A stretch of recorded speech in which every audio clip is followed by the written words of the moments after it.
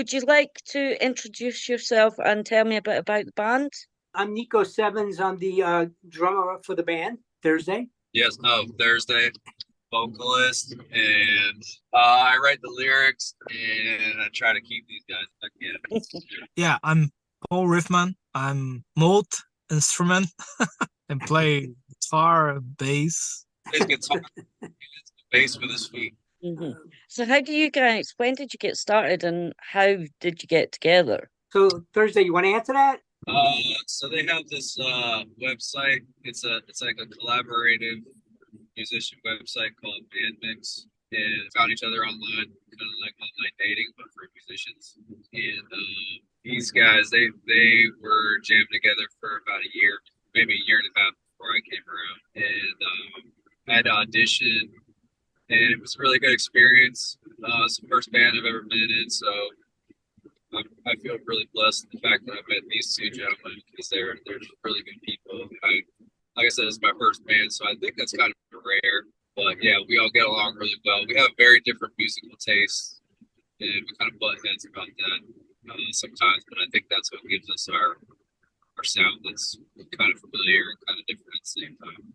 When it comes to our sound, I guess you can tell because I've seen some people posting. Some people hear a little 80s in there. You know, we have some influence from the 80s, especially Paul with some of his guitar riffs. I would say Baha'i is very influenced by bands like Tool.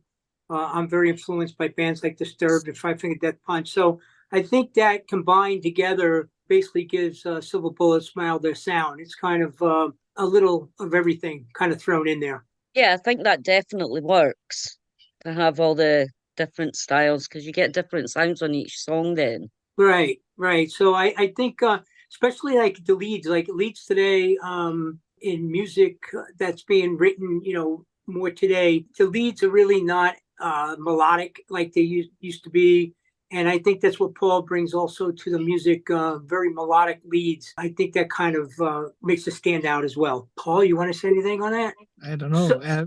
But I'm saying when I start to play the project with Nico, it's everything is new for me because my school it's old 80s school, you know, heavy metal 80s and melodic metal. I had a band with melodic metal, a different style. And then Nico told me, hey, we want to do something heavy with melodic chorus, you know. And then I said, okay, I need to learn how to play this kind of the song, and let's go.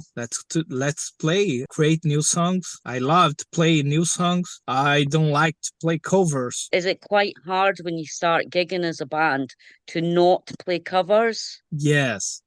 We start to cover. So when I start to play guitar, I start playing new songs and play some covers. So I love to create new stuff. And then when we start to play together, me and Nico, he showed me the kind of bands like Five Finger Death Punch and Disturbed. And I told him, oh, it's so heavy. I like it. So it's new for me. Learn how to play this. You know, I try to put a heavy stuff with my feeling 80s, you know, because I love 80s, like Black Sabbath and Metallica, Megadeth, a lot of bands with good riffs. I think that we need to make good riffs because it's more interesting to play. I'm a guitarist. I don't like to play something like the Linkin Park. It's like play one and they keep that note. It's not interesting for me. Yeah, Definitely. so Pablo, we're a band that's kind of in a melting pot as well.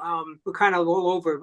Pablo's from Brazil. I'm originally from New York and LA. And Baha'i is from Florida. And where else was that, Baha'i? Massachusetts, Oregon, Washington State, Seattle area. So, Yeah. like, I grew up with like alternative 90s and heavy metal, grunge rock. So yeah, I'm all over the place. So it all works then. I mean, when you first started, how long was it before you could get into practice together? Was it completely online to start with? Well, I actually put the ads out for everybody, and Pablo at the time couldn't. So we kind of talked online for maybe, I don't know, 3 or 4 months before we actually got together and we started actually practicing together, and then started writing songs. Like I said in that little bio I sent you, once Bodhi came into the picture, we probably spent a year and a half almost in this small bedroom that I'm in and just writing songs and trying to find a sound. Very difficult. And we finally, I think, actually have a chemistry to where the sound's coming together, and it's different for us. And I think you can, if you listen to all three of our songs that we have out right now, I think you can tell that they're very different. I think Man in the Moon is very different from Pray, is very different from The Reckoning. You know, it's a power ballad, and I think it's just touches another place in music in our catalog. Before, you were asking about playing covers. Is it hard to actually start playing originals before you start getting out there and playing covers? Well, Florida, just to speak a little bit about Florida, where we're at, Florida is very difficult. Most musicians in Florida really want to play covers because they want to make money on the weekends. Playing originals usually costs you money by the time you record your music and start promoting it. So yes, very difficult to go out there and be in an original band. If you're in a place like LA, where I was from, or Memphis, Tennessee, originals are very big there, but in Florida, not so much. So it's definitely challenging. Yeah, it's the same here. My little town has quite a lot of music, which is good, but it's all cover bands where I prefer to go and see somebody live as new stuff. That's why I Right. go to gigs, is to hear the new stuff.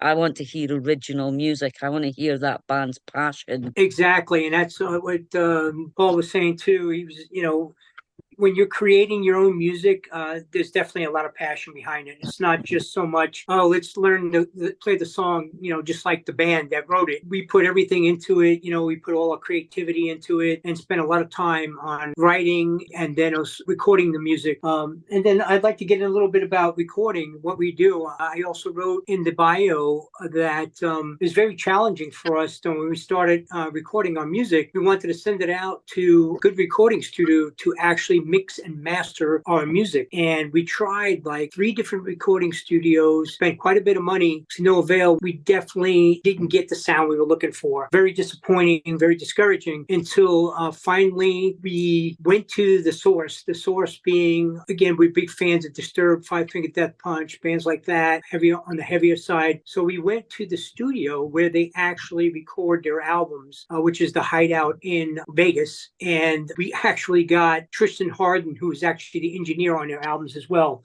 So when you hear our music, that's who's mixing and mastering our music, is Tristan Hardin at the Hideout, and he's done a great job for us, making us sound great. That's amazing. I mean, that's a bit of a coup to get that. Yes, we were very surprised that we actually were assigned, Tristan to actually work on our project. We figured we would get, an intern or somebody like that with a big studio like that, but they give us Tristan Hardin. Again, he's done great things for us. Man, the Moon sounds amazing, and I got to tell you, this new song that he worked on, The Reckoning, by far, it's right up there with any album as far as the mix and mastering. It sounds pretty great. That's really good. What's the next step going forward? Hi, why don't you answer that one? It's kind of me writing originals and being someone new on the scene. The landscape is a lot different than it was 20 years ago, 30 years ago, 40 years ago.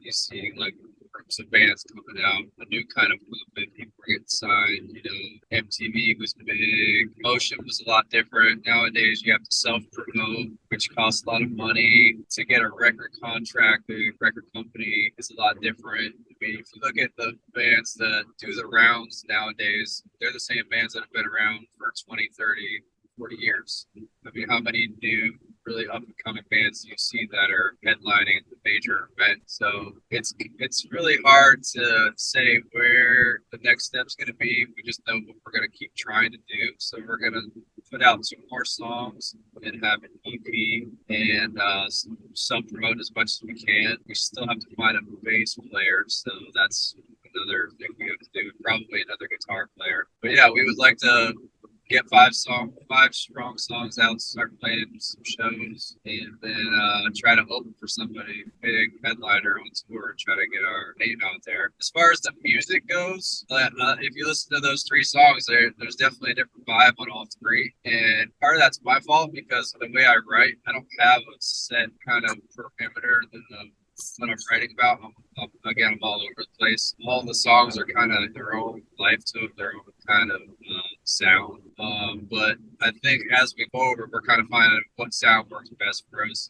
Nico and Paul, they're finding how to best play music either along with me or along with each other, depending on what the song needs. So it just gives every song a different kind of sound, but we wanted them to all kind of sound similar in a way, but not the same. Because again, when you're self-promoting, what's big nowadays, people are putting out singles. So if you have songs that sound different, you appeal to a larger audience, a broader demographic, broader music taste. So that's kind of where we're at. And we don't know if that's going to be successful. We hope it will be, but that's our plan right now, I think. I think adding on to that, I mean, we still aspire, like many bands, I shouldn't say it, to some bands today that are happy being independent, but we still aspire to get a good record deal that gives tour support, some financial support. Very hard to come by today. Again, record companies are not doing it much anymore because, of the streaming. Everybody's streaming. There's nobody, buying albums anymore. So it's, as Badhai said, it's very difficult to get a record deal, but we aspire to do that. We want that, and we really want to put out an album, get on a tour, and then I think from there our music will speak for itself. You've got merchandise to sell? Yeah, actually, as soon as after the new year hits, sometime probably middle to end of January, we will have a link to a store that will carry our merchandise, and it will be merchandise to order. As far as you can order basically what you want, what type of shirt you want it on, and we'll have several types of t-shirts, hats, and things like that. So yes, that is something we're going to roll out sometime in the near future here. That's brilliant. So is 2024 your year then? Yes. Hopefully 2024 is going to be the year that's going to, kick off the band into full swing, playing live shows, again, merchandise, more songs. I think what we're going to do, Badhai said we want to finish the EP, which is 2 more songs. But then there's a thing today with streaming. They call it the waterfall release. You release your 5-6 songs and you make it an EP. You add 4 or 5 more songs to that. You then release it as an album. We might strive for that. We're going to see where it goes. We got plenty of songs to record. It's just very time consuming because being that we're not out there making money with our music. We all have to work day jobs. So time is of the essence for us. It takes a lot. We have families and work. So we have little time to actually spend on the music. We would like to spend a lot more time and put out a lot more music a lot faster. But again, it's very challenging right now. We're on all streaming platforms. So we're anywhere. DistroKid is the one that distributes our music, and we're on Spotify, Deezer, iTunes, Amazon Music, you name it. Our songs are all on there. We're also on YouTube with all our videos, and I know you were on there, Kim, checking out our videos. If you look at the video for Man the Moon and for Pray, Badhai spent for Man the Moon, I think Badhai, you said around 50 hours it took us to create, I should say him, to create that video. So when you check out that video, Man the Moon, and you look at that, you think about somebody that actually spent 50 hours creating that AI video. We got great reviews on it, so it's done very well for us as well. Promoting yourself or a band, very expensive today. Everything's expensive today, but it's a big challenge. Back in the day, the record companies would do all that for you as far as bands go. So yes, it's been challenging that way as well. Is there anything that I've missed that you would like to say? Yeah, just just when you listen to our music, just know that it's genuine and we love making music, and that's what we want to continue doing. And we want to make people happy when they listen to it, or angry or sad or whatever kind of emotion it stirs up. And check out our videos, give us some feedback, give us comments. It's great talking to you, Kim. It's great talking to you guys as well. Thank you very much for this. All right. Thank you. Thank you.